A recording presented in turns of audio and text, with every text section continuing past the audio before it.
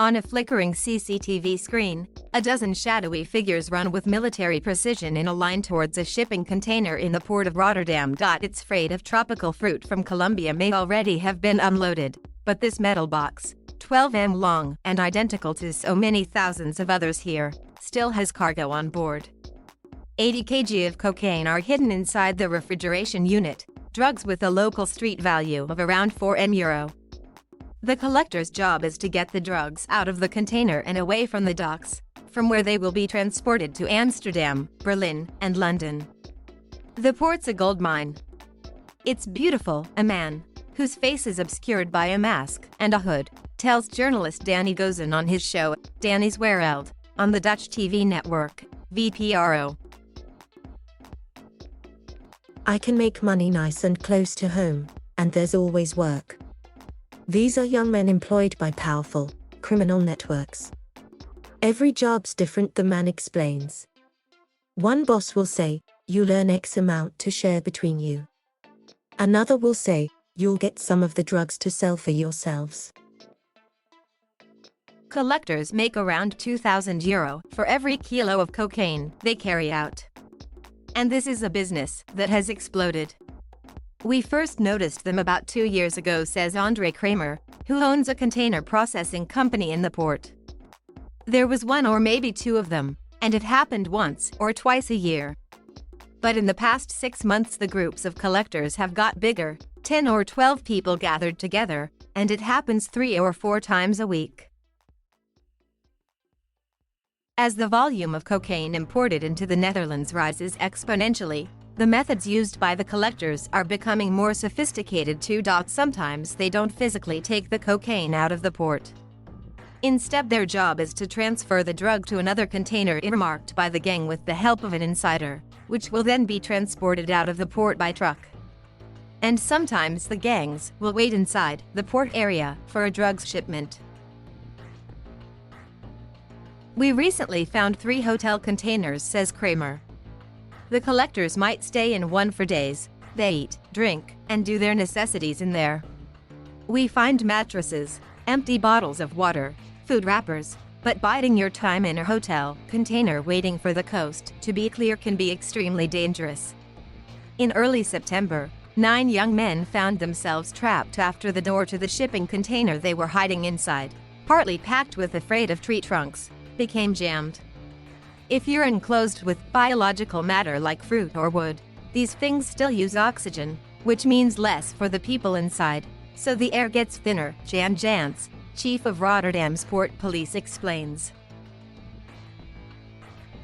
Normally they take care that they can open the container from the inside, but something went wrong, and they couldn't get out. With panic rising along with the temperature, the collectors dialed 112 for the Dutch emergency services. So we had this information that 9 people were going to die in a container, but it's in a terminal amongst 100,000 other containers, and the collectors didn't know exactly where they were, Jans says. We had to search the whole premises. There were helicopters, a lot of police, customs officers, the fire brigade, ambulance services.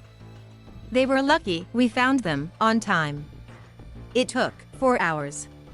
Some of the men were hospitalized with respiratory difficulties.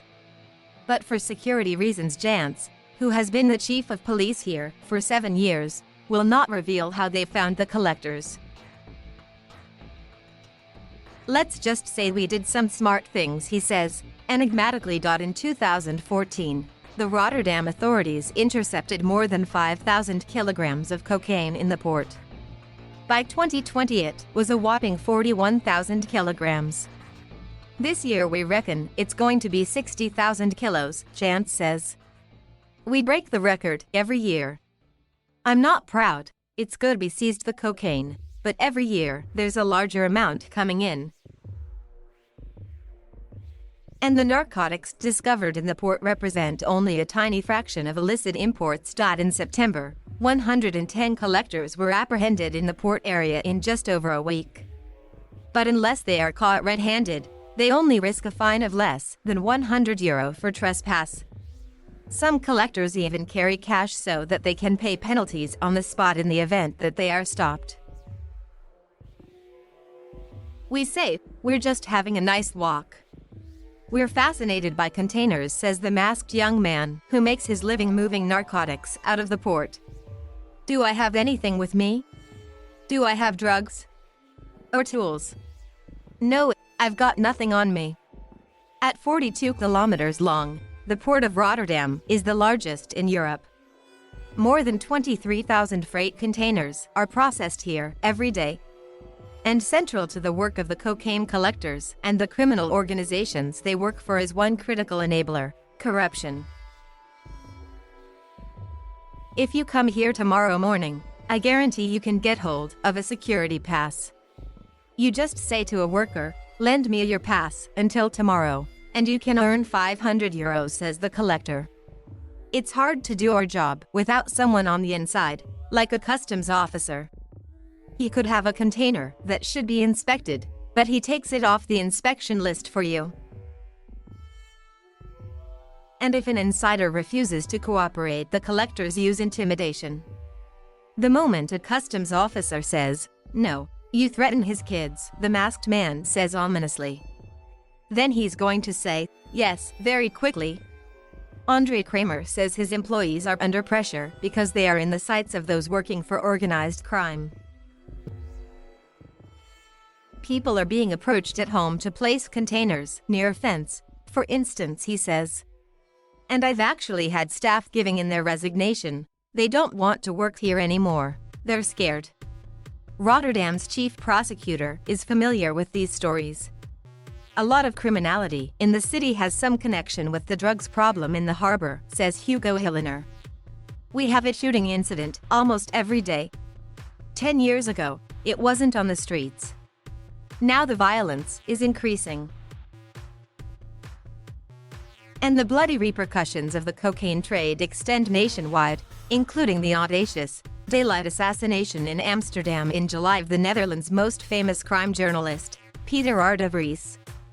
The criminal organizations are very well organized. They have their CEOs, their human resources, they have staff and recruiters, says Nadia Barquillo, founder of euro.The, an organization supporting young people.